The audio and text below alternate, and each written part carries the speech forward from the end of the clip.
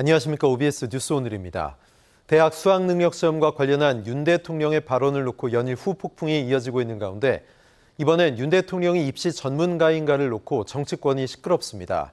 점점 논쟁과 고민이 산으로 가는 듯한 상황 속에서 정작 수험생들의 혼란과 고통은 그 누가 진심으로 고민해주고 있는 걸까요? 자세히 짚어보겠습니다.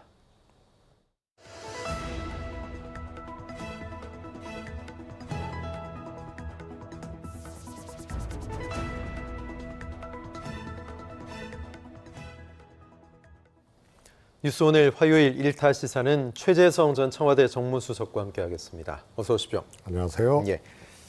자, 1타 시사란 말이 저희 코너 제목인데요. 1타, 이 말 쓰는 것이 괜찮나 싶을 정도의 일이 최근 벌어지고 있습니다. 1타 강사, 킬러 문항, 교육 카르텔 등 이번 사태의 논란의 핵심이 되고 있는 그런 단어들인데 과연 대통령이 입시 전문가인가 논란으로 소란스럽습니다. 이주호 장관 발언 때문인데요. 대통령이 검사 시절에 입시 관련 수사 경험이 있다. 입시를 연구하고 깊이 고민하는 걸 보고 놀랐다. 나도 전문가지만 대통령에게 많이 배우는 상황이다.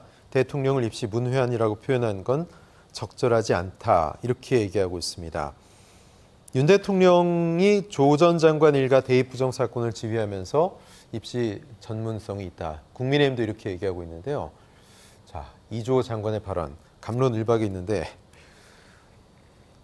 수석님 어떻게 되셨어요? 프로야구 같은 경우 가끔 뭐 경기 조작 사건 같은 게 있잖아요. 그럼 프로야구 경기 조작 사건 수사하면 프로야구 감독됩니까? 이게 안 맞는 얘기고요. 예. 특히 이제 교육부 장관의 얘기는 그럼 교육부 장관이 필요 없죠. 네. 그래서 원래 대통령은 전문가나 또 각 부처의 보고 내용, 또 정책 제안 내용을 가지고 듣고 판단을 하는 자리지. 네. 대통령이 꺼내서 지시하는 그런 거는 아니거든요. 그렇게 돼 있어요. 네. 국정 운영이라는 게 그렇게 돼 있습니다. 모든 걸 다 대통령이 지시하고 특히 문제 출제 경향 수준까지도 대통령이 지시해버리면 교육부 장관이 뭐가 필요 있습니까? 대통령에게 입시를 배운다고 하는 교육부 장관이면 대통령이 교육부 장관 겸임하면 되죠. 게다가 이분이 이게 한 번 해본 분이 아니잖아요. MB 정부 때 이미 교육부 장관 했던 분이잖아요. 그렇습니다. 네. 그래서 전문가나 또 과거 또 역대 장관들이나 다 입시 문제, 사교육 문제 이런 문제를 갖고 고민을 하고 예. 또 정책도 추진했었습니다. 네네. 그런데 이게 해결되지 않았거든요. 전문가들도 그래요. 뭐 그거 해결하면 대통령 된다고 하지 않습니까? 그런데 대통령께서 이것을 여러 가지 검토하고 예. 또 제시한 내용 이런 것을 가지고 판단을 하는 것이 아니고 문제 출제 경향이나 수준까지도 대통령이 지시를 해버리면 예. 이거는 사실은 지금까지 겪어보지 못한 이 대통령의 모습이에요. 예. 그래서 이주호 장관도 교육부 장관을 했었고 예. 또 여러 가지 정책을 했었고 거기에 대해서는 또 평가가 엇갈리고 실패한 정책도 많았죠. 예. 그런데 대통령한테 배운다. 그러면은 제가 보기에는 저는 장관 자격이 없습니다라는 얘기하고 똑같은 겁니다. 그래서 네. 이거는 뭐 교육부 장관을 탓할 문제는 아니고요. 윤석열 대통령이 거의 군주의 시대로 간 거예요.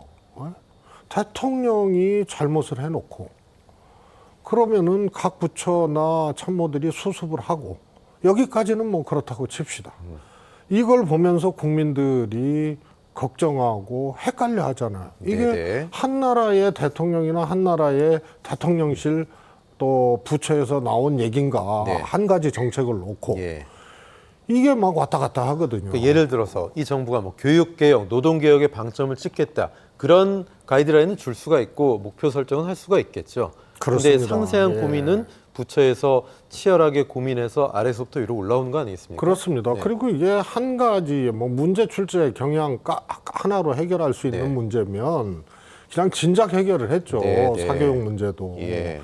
그래서 이게 복잡한 문제고 이렇게 왼쪽 정책을 쓰면 오른쪽에 풍선 효과가 나타나고 이거 우리가 수없이 네. 경험해 본 거 아닙니까? 거기다가 대한민국 국민들은 다 교육학 박사라는 거 아니에요? 그렇죠. 그리고 입시 전문가고 네. 또 정치학 박사라는 거고 예. 그럴 정도로 관심이 많고 네. 또 경험적으로 또 국민들이 이 경험적 수치들이 높은 예. 이런 분야인데 대통령이 그냥 저렇게 즉흥적으로 얘기를 하시고 수습을 참모나 부처들이 하다 보니까 언어가 헷갈리고 네. 그런데 더 중요한 거는 이런 대통령을 칭송을 하는 거예요. 입시 전문가다. 네. 나도 배운다 대통령한테. 그러면은 노동부 장관이 결국은 어렵게 해명도 하고 네. 걷어들였지만 69시간 문제도 예. 대통령한테 그러면 노동 정책을 배울 정도면 노동부 장관이 뭐가 필요가 있어요. 예. 그래서 지금은 방향이 거꾸로 가고 있는 겁니다. 부처나 전문가들 또 참모들이 검토해서 올리는 것을 예. 대통령이 듣고 보고 판단을 하는 건데 이건 거꾸로 대통령이 그냥 얘기를 해버리니까 이거는 걸름 장치가 없는 거거든요. 네. 대통령의 얘기를 누가 듣고 판단합니까? 그러다 보니까 바로 이게 공개가 되고 혼란을 주고 걱정을 주게 되는 거고 그러다 보니까 이 수습을 하게 되는 역할을 참모나 부처에서 하게 되는 거고 그런데 이걸 뛰어넘어서 대통령을 지금 칭송을 하고 있어요. 예. 근데 또 엄중 경고했다는 건 그건 어떻게 보세요? 그 메시지가 너무 솔직하게 밖으로 전달이 된 것에 대해서 질책한 거라고 보십니까? 지금까지요. 네. 대통령이 말을 쏟아내고 네. 이것이 잘못된 말인데 예. 이것을 전언하는 대변인이나 혹은 홍보수석이나 혹은 부처 장관이나 네. 노동부도 그런 케이스죠. 노동부 장관도 이것을 대통령의 말씀을 전하는 사람들이 잘못됐다고 오히려 문책을 하거나 거기에 뒤집어 씌우는 거죠. 네. 그래서 그래서 대통령의 언어, 대통령의 판단 이런 것은 굉장히 중요한 거예요. 그때 박순애 장관도 본인 잘못이라고 사과하면서 사퇴했잖아요, 그죠? 어떻게 이게 박순애 장관 잘못이에요? 네. 다 5세 입학과 취학 연령을 관련해서. 5세로 낮추자는 네. 것을 대통령께 보고한 거 아니에요. 네. 그러니까 대통령이 신속하게 검토하라 그런 거 아니에요. 네. 그런데 이게 막 들끓으니까 예. 박순애 장관이 뒤집어 쓴 거예요. 그러니까 이게 잘못된 거죠. 예. 뭐 수능 논란의 시발점이 뭐 여러 개 있는데 이른바 아까 킬러 문화, 뭐 대학 교수들도 처음 보면 어렵다는 거 아니에요? 사교육 근절의 노력의 일환이라는 사실을 간과하면 안 될 텐데 이런 움직임들이. 근데 이 문제를 놓고도 갑론을박이 상당한 것이 또 다른 문제이기도 합니다. 지난 16일이었죠. 대입 담당 국장이 경질됐어요. 수능 출제 담당 한국교육과정평가원 감사 계획이 발표가 됐고요. 강력한 이권 카르텔의 증거로 마치 교육과정평가원의 담당자가 사교육시장과 강력한 어떤 이권 관련된 움직임이 있었다라는 것, 경질 인사 예의주시할 필요가 있다 이렇게 얘기했다가 또 몇 시간 후에 경질된 국장 사교육 유착은 없었다 이렇게 얘기하고 있습니다. 자, 그러므로 과연 이 사태가 진정이 되느냐 그것도 아닙니다. 교육계에서는 다른 의도가 있는 게 아니냐 저런 움직임들이 나오는 게 이렇게 보고 있어요. 교육계의 책임자 또 출제기관 입시학원의 이권 카르텔 진짜 있다고 보십니까 수석님? 저는 그렇지 않다고 네. 보고요. 그래도 대한민국 공직자들 아니에요. 예. 그리고 교육 정책을 책임지고 있는 교육부인데 여기서 담당 국장이 이권 카르텔로 이렇게 규정당할 만한 그런 거라면 네. 그거는 대한민국이 정말 큰 구멍이 나 있는 거죠. 네. 그럼 뭐 교육부뿐만 아니라 모든 부처의 담당자들은 뭐 어떤 이권 카르텔과 자유롭지 못한 거 아니냐 이렇게 보는 시각도 나올 수 있잖아요. 그래서요. 네. 그런 게 이제 한두 번이 아니잖아요. 예. 그래서 대통령이 또 대통령실이 국민들을 혹은 의견이 다른 네. 상대방을 적으로 돌리잖아요. 예. 그러니까 건폭 같은 경우도 이제 그런 경우고. 네. 그 다음에 그 외국 나가서는 그냥 아무 상관도 없는 우리 안보 정책은 적을 만들지 않는 정책 아니에요. 예? 그런데 이란을 그냥 적으로 그냥 돌려버리고 네. 중국에 대해서도 사실 중국이 가장 예민하고 그런 양안 문제죠. 대만 문제에 대해서 힘에 의한 현상 변경 안 된다고 우리가 무슨 먼저 중국을 이 적으로 돌리고 그냥 찔러대는 이런 패턴이 대통령 말로 계속 나오는 거예요. 그러니까 이권 카르텔이라는 말도 대통령이 출제 이 경향이나 네. 이런 거 이제 킬러 문항이나 이런 것들이 출제된 것에 대해서 대통령 의견하고 안 맞는다고 화날 수가 있어요. 예. 그런데 이걸 이권 카르텔로 공무원과 사교육 현장에 있는 분들을 이권 카르텔로 규정을 해버리는 거는 이게 갑자기 나온 게 아니고 일종의 대통령의 습관이고 패턴이에요. 네. 적으로 규정하는 거죠. 네. 태양광도 마찬가지예요. 예. 그거는 정책으로 달아야죠.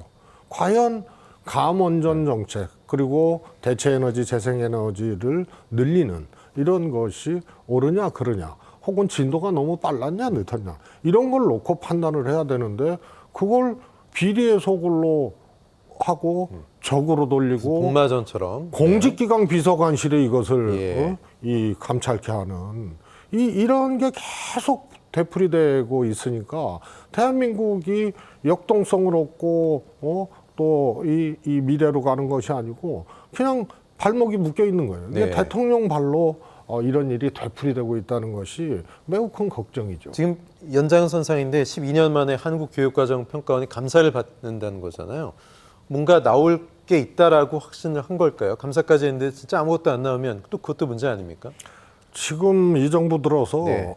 진짜 감사원 천국 아니에요? 네. 그리고 또 감사가 그야말로 막 남발이 되고 있는데 아니 수능이나 모의고사 출시 경향을 놓고 네. 감사를 벌이는 이런 것이 있을 수 있는 일입니까? 그래서 이권 카르텔 아니라고 유착 아니라고 정부에서 번복해서 해명을 했지만 그 감사해야 될 아무런 이유가 없는 거예요. 네. 그래서 그렇다고 무슨 전 정부 속거내기, 전 정부 공무원 속거내기 네. 이렇게 또 보기 어려운 것이 네. 입시제도 안 갖고 문제 삼지 않더라도 전 정부 인사에 대해서 인사사항에 불이익을 주거나 뭐 이런 거는 얼마든지 대통령 권한으로 할 수 있는 거거든요. 굳이 이런 논란을 안 만들어도 할 수 있는 거잖아요, 거고 그건. 지금 예. 하고 있잖아요. 네네. 그런데 굳이 이렇게까지 일을 만들고 불거서 예. 한다는 것이 저는 납득이 안 가요. 네. 이게 뭐냐? 실수를 이런 걸로 이제 덮는. 그래서 엉뚱한 파편이 튀는 이런 경향이 하나 있고요. 말씀드렸던 대통령이 이거 안 되겠다 싶으면은 무조건 적으로 돌리고 무슨 이권 카르텔로 돌리고 이러면서 뭔가 파내야 되는 이런 두 가지 이유가 이런 경향을 나타나게 하는 거죠. 네, 이렇게 되니까 이규민 한국교육과정평가원장이 사임을 했습니다. 뭐 지금 사임 안 하면 앞으로 있을 뭐 출제라든가 이런 거 감당이 안 되겠다 이렇게 생각했을 수도 있는데 이규민 원장의 결정 어떻게 보세요? 저는 뭐 사임 안 할 수 없는 네네. 그런 이제 환경이 일단 된 거 아닙니까? 네. 6월 모의평가에서 어려운 문제 냈다. 이걸로 그냥 뭐 하여튼 난리가 나는데 아마 대통령이 불같이 화냈을 거예요. 네. 그럼 사임 안 할 수가 없죠. 근데 저는 이번 문제의 본질도 두 가지입니다. 하나는 대통령이 구체적으로 출제 경향에 대해서 대통령이 이게 지시할 사안인가. 네.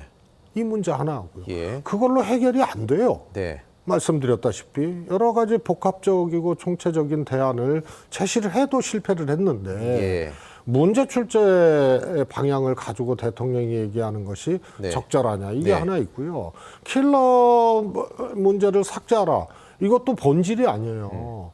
이거는 뭐 예를 들어서 비문학 출제하지 말아라 혹은 또 융합형 문제 출제하지 말아라를 이미 대통령이 작년에 지시를 했다는 거 네. 아니에요. 그리고 이걸 이권 카르텔로 얘기를 하고 예. 사교육시장과 교육부가 한편이냐고 대통령이 얘기하고 이게 본질이에요. 그다음에 세 번째 뭐냐. 수능 5개월 앞두고 이 난리를 친 거죠. 수험생들은 혼란스러울 따름이거든요. 그렇습니다. 네. 그래서 이거는 대통령발 실수가 엉뚱한 파장을 낳고 연결되는 이런 이제 장면들이죠. 네. 뭐 이렇게 되니까 누가 신임 평가원장으로 오겠느냐, 또 누가 출제위원 하겠느냐, 이렇게 되면 진짜 수능이 뭐 쉬워지는 거냐 이런 전망 나오니까 아니다 하면서 대통령실에서 즉각적으로 또 반박을 했는데, 어려워도 문제, 쉬워도 문제 아니겠어요? 이렇게 되면 그렇습니다. 수능이. 예. 글쎄요. 뭐 그래서 대비를 하고 있을까요? 문제 출제 방식, 예. 경향으로 해결할 수 있는 문제가 아니죠. 네. 그래서 아마 이제 평가원장도 제가 보기에는 입시 비리를 담당했던 검사 출신이 네. 이런 식이라면 오는 것이 네. 맞는 거 아니에요? 전문가입니까? 저쪽 논리라면. 그러니까. 예. 참 씁쓸합니다. 일단 수능 얼마 안 남겨놓고 학부모들, 학생들 참 일단 좀 너무 당황하지 않았으면 좋겠고요. 이번엔 국회로 시선을 좀 옮겨보죠. 어제 이재명 대표가 교섭단체 대표 연설을 했는데요. 오늘 국민의힘 김기현 대표가 연설을 했습니다. 상당히 격앙된 목소리로 포문을 열었습니다. 직접 영상으로 확인해 보시죠. 소수성 실험에서 자영업 줄폐업시켰죠. 집값 폭등시키지 않습니까? 그래서 국민을 좌절시킨 정권 어느 당 정권입니까? 탈원전, 태양광 마피아, 세금 폭탄, 흥청망청 나라 살림 망쳤던 민생 포기, 경제 포기했지 않습니까? 공수처, 검수완박, 엉터리 선거법 날치기 처리, 이런 정쟁하고 조국 같은 인물이나 감싸고 돌던 반쪽짜리 대통령, 과연 문재인 정권에서 정치란 게 있긴 있었습니까? 야당 대표라는 분이 중국 대사 앞에 가서 조아리고 훈계 듣고 옵니까? 이게 굴종적인 사회주의죠. 민주당 이게 맞는 길이라고 생각하십니까? 네, 교섭단체 대표 연설, 전 정권에 대해서 각을 세우면서 시작했습니다. 야당을 비난하는데 왜 저렇게 주력하는지 이해가 안 된다고 이재명 대표는 응수했는데요. 윤석열 정부는 다르다는 표현을 전 정부를 거론하지 않고는 표현할 방법이 없었을까? 아니면 김기현 대표 저렇게 격앙되게 스피치하는 거 보셨어요? 뭐 스피치하는 거를 별로 못 봤는데요. 네. 뭐 우선은 당대표, 교섭단체 대표 연설에서 예. 야당이든 여당이든 대표가 저런 식의 톤과 네. 저런 식의 자세로 예. 연설하는 것은 처음 봤습니다. 그런데 저 교섭단체 대표 연설은 사실은 국민들께 하는 연설이거든요. 네. 그래서 주로 자신들이 가지고 있는 대안, 비전 이런 걸 얘기를 하고 정책. 이걸 네. 제시하기 위해서 예. 분석을 하고 네. 그 과정에서 비판은 나올 수가 있습니다. 그런데 저렇게 막 목소리를 높이고 화를 내면서까지 한 거는 저는 국민을 향한 교섭단체 대표 연설이 아니고 예. 용산을 향해서 저 이렇게 생각하고 이렇게 뛰고 있습니다라고 용산을 향해서 저거는 호소하는 거예요. 어필하는 거다. 네, 아니면 네. 저렇게 할 수가 없죠. 그다음에 내용도 보면 지금 집권당의 교섭단체 대표 연설 아니에요? 예. 집권당 대표에. 그런데 야당 탓으로 몰아붙이고 전 정부 탓으로 집권 2년 차에 집권당 대표의 교섭단체 연설에 야당 탓, 전 정부 탓이에요. 네. 그리고 경제 망쳐먹었다 뭐 했다 하는데 대안 제시를 하나도 안 했어요. 예. 법인세 인하를 얘기를 해요. 법인세 인하. 유일하게 그게 경제 살리기, 성장판 닫힌 것을 열게 하는 유일한 대안, 어저께 오늘 대표 연설에서 나온 게 딱 그거예요. 법인세 인하. 근데 지금 세수감이 수십억 아니에요? 예. 이 세수 결손이 35억을 웃돌 거라는 거예요. 펑크가 났다 이런 얘기 나오죠. 네, 그래서 이게 법인세 문제에 대해서도 고민을 아니할 수 없는데 경제 문제에 대한 해법으로 법인세 하나 달랑 네. 갖고 와서 이거를 이 법인세를 낮추겠다는 거 아니에요. 그리고 그냥 엉터리 이 수치와 엉터리 통계를 가지고 얘기를 해요. 우리 법인세가 명목세율은 OECD 평균보다 높죠. 하지만 실효세율은 OECD 평균보다 밑돌아요. 그런데 명목세율 26점 몇 프로 가지고 우리가 OECD에서 제일 높다고 저렇게 네. 하고. 그래서 집권당 대표 연설로는 처음 보는 장면들, 또 처음 보는 엉터리 대안이더라도 대안 제시를 해야 되는데 그건 전혀 안 했죠. 네. 그래서 용산을 바라본 용산 출장소장의 읍소와 같은 거다 이렇게 볼 수밖에 없어요. 이재명 대표에 대한 비판 수위도 상당히 높았는데 이게 내용이 어제 이재명 대표의 연설을 보고 대폭 좀 강한 톤으로 수정이 됐다는 그런 이야기가 나오고 있는데 일단 뭐 중국 대사한테 뭐 훈계 듣고 오고 불체포 특권 포기 선언에 대해서는 구체적인 실천 방안 제시하라고 하고 이런 얘기들 했는데 어떻게 들으셨어요?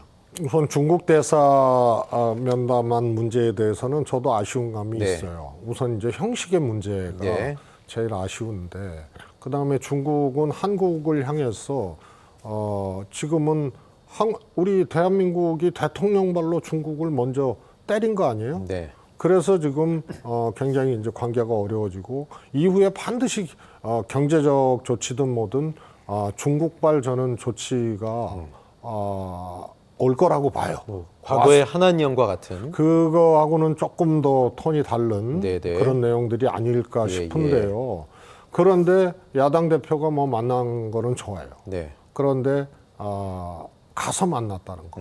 그다음에 현장을 생중계했다는 거. 네. 중국 대사도 이 정도 한중 관계가 어려워지고 꼬이고 거기다가 G2의 한 축인 중국이 대한민국이 먼저 선공을 해버린 거거든요. 대통령 발로. 네. 그것도 가장 예민한 문제를 가지고. 그러니까 무언가를 준비하고 있었을 거예요.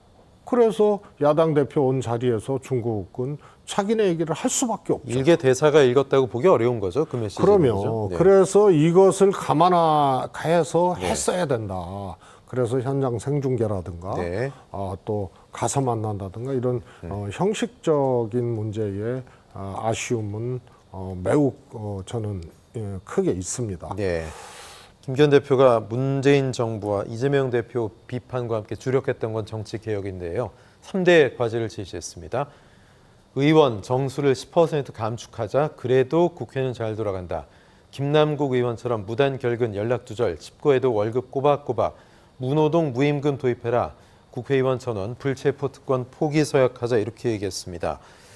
자, 뭐 일단 국민들한테는 저 세 가지 내용만 보면은 맞는 말이다. 환호를 받을 만한 내용들인데 또 구체적으로 들여다보면 어떨까 모르겠습니다. 일단 의원 수가 선진국과 비교해도 인구 대비 우리가 뭐 그렇게 많은 건 아니잖아요. 많지 않습니다. 네. 그다음에 이걸 또 봐야 돼요. 네.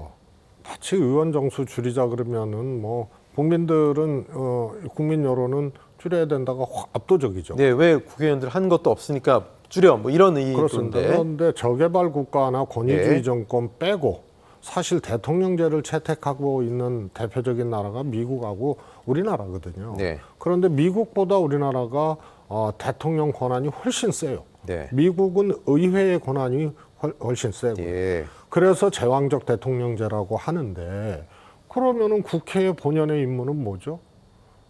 행정 권력을 견제하는 거예요. 그래서 입법, 사법, 행정의 삼권 분립이 엄연한 거죠. 네. 이게 과거 독재 시절이나 권위주의 정권 지금도 대통령에 그냥 정당이 끌려가고 국회가 끌려가고 이런 경우가 매우 강한데 예. 행정 권력을 견제해야 될 본연의 그런 임무가 있는 국회의 볼륨을 줄인다. 이런 것이 과연 대통령제 국가 대한민국에서 맞는지 이 문제도 함께 살펴야 될 문제고요. 네. 그 다음에 저 무노동 무임금은 이 의원들이 월급을 받는 게 아니거든요. 월급을 받는 게 아니고 그야말로 세비를 받는 그렇죠. 거예요. 그래서 저 문제도 하려면 저거 오래된 문제거든요. 네. 저런 주장이 꽤 있었어요. 그러면은 대안을 갖고 체계를 좀 만들어서 어떻게 하자고 제시를 해야 되는데 이미 저거는 많이 나왔던 문제를 그냥 또 오래된 추궁기 돌려대듯이 대표 연설에서 했다는 것 자체가 대안 없이 저거는 또 얘기를 했던 것 같고요. 그 다음에 제가 아까도 좀 말씀을 드리려고 그랬는데 이재명 대표가 불체포 특권을 포기하겠다고 얘기했잖아요. 저는 비로소 대선에서 석패했고 야당의 지금 대표를 지낸 그런 이재명 대표의 지도자적 면모를 보여준 결단이라고 봐요. 조금 일찍 나왔어야 된다 이런 생각 안 하십니까? 저는 꼭 그렇지 않게 네네. 생각하는 게 네. 우선은 이재명 대표 수사가 뭐 저도 뭐 수차례 얘기를 했지만 대장동으로 시작해서 지금 주종목이 성남 FC로 그렇죠. 바뀌었어요. 예. 무수한 압수수색과 무수한 피의사실 공표. 그 다음에 마치 무슨 범죄가 있는 것처럼 몰아붙이기를 했지만 사실 내용을 보면 톨고 돌아서 대장동은 지금 공소장에 이재명 대표의 무슨 뭐 뇌물이라든가 정치자금 이런 부분들이 전혀 없어요. 그래서 성남 FC예요. 성남 FC도 관행상으로 보면은 누가 이득을 취한 게 아니고 성남 시민이 이득을 취한 거 아니에요? 그래서 법리적으로는 어떻든 간에 이렇게 엉터리로 갔는데 체포동의안이 오면은 그거 부결시켜야죠. 그리고 검찰의 저런 정치보복이라든가 저런 정치 수사가 눈에 보이는데 이걸 야당이 저항을 안 하고 네. 방어를 안 한다는 것도 웃겨요. 그러나 그렇기 때문에 저는 그렇게 방탄이라는 말을 들으면서도 그렇게 돌파를 하는 게 저는 맞다고 보는데 예. 왜 저것이 지도자다운 결단이냐. 여기서 국민들이 걱정하고 있고 또 국회가 체포동의안으로 어떻게 보면 유린당하고 있고 그러니까 내 문제로 더 이상 이렇게 국민께 걱정 끼쳐드리고 뭐 방탄이냐 아니니 이런 논란에 휩싸이게 되고 거기서 국회나 또 정당이 또 훼손되고 이런 것은 안 된다. 그래서 심사 받겠다는 거 아니에요. 네. 그런데 무슨 저게 이 선언적인 거고 어떻게 그럼 불체포 특권 예. 포기하겠냐라고 반문하는 거는 네. 정말 저거는 나쁜 거예요. 영장 심사 받는 것이 네네. 불체포 특권의 포기죠. 알겠습니다. 그거를 선언을 했는데 네. 그걸 갖고 토를 달고 하는 것은 예. 저는 민주당 내의 정치인들도 불체포 특권의 포기 이것은 대안이 뭐냐? 예. 한동훈 장관도 그랬죠. 네. 대안이 뭐 있어요? 영장 치면 심사 받는 거죠. 네, 방탄 안 그렇죠. 하는 거죠. 예. 자, 마지막으로 김은경 혁신위원장 취임 전부터 언론에서 좀 돈봉투 사건이 만들어졌을 수도 있다 이런 얘기를 해서 설에 오르고 있는데 혁신위원 면면은 나왔습니다. 어떻게 보십니까? 주로 이제 학자 네. 또 그러면서 이제 시민사회 좀 활동을 했던 분들 이런 분들로 이제 구성을 했고요. 정치인은 이해식 의원 한 분 초선 의원이죠. 예. 들어가 계신 것 같아요. 정치권에 빚이 없는 사람, 그죠? 이렇게 얘기를 했습니다. 본인은. 하여튼 잘 해야 되고요. 네. 잘 하리라고 믿는데요. 우선 첫 일성으로 돈봉투 사건 이런 것이 재발되지 않도록 뭐 대안을 마련하겠다고 했는데 네. 사실은 번지수가 잘못된 거거든요. 그러니까 보통 저는 반사적인 입법 뭐가 했는데 그럼 법으로 이걸 빨리 법을 내서 고치겠다라든가 또 어떤 현상이나 현안에 대해서 반동적인 어떤 대안 이렇게 가다 보면은 큰 거를 놓칠 수가 있어요. 네. 그래서 이거는 총선을 얼마 남기지 않은 그런 시점에서 출범한 혁신이거든요. 네. 그러니까 역시 정치개혁 일반.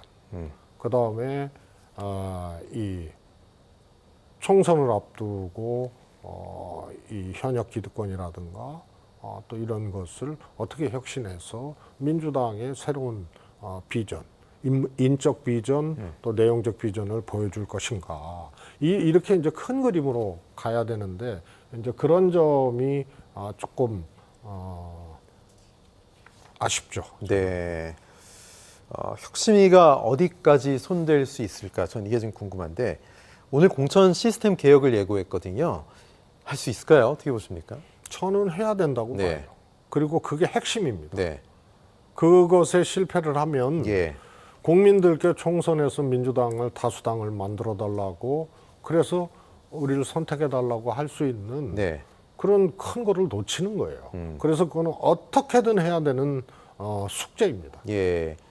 사실 말처럼 쉬우면 혁신이라는 게 왜 존재할까 어려울까 이런 생각도 드는데 혁신 대상이 그럼 진짜 무엇이냐 갑론을박이 좀 있거든요. 당내에서도 그렇고 뭐 누가 혁신 대상인지도 주목이 되고 비이재명계는 현 기득권인 이재명이 혁신 대상이다 이렇게 얘기하고 있고 친 이재명계는 그간 당의 주류였던 비명계다. 또 원외위원장들은 현역이다 이렇게 얘기하고 있어요. 어떤 게 혁신 대상이라고 보십니까? 김은경 위원장님이 그런 점에서는 굉장히 감각적으로 뛰어난 발언을 했죠. 네. 양쪽 다 그러니까 책임 없이 소위 말해서 자기 정치하려고 이렇게 무책임하게 지르는 그런 이제 행태라든가 네. 또 이제 기득권이나 뭐 이런 것에 이제 숨어 있는 행태라든가 예. 이것은 양쪽 다 혁신을 통해서 개선하겠다는 그런 내용이거든요. 네. 그런 점에서 김은경 위원장의 그 발언은 굉장히 정무적으로도 아주 감각적으로 뛰어난 발언이라고 봐요. 예, 알겠습니다. 과연 민주당이 혁신을 해낼 수 있을지 좀 지켜봐야 되겠습니다.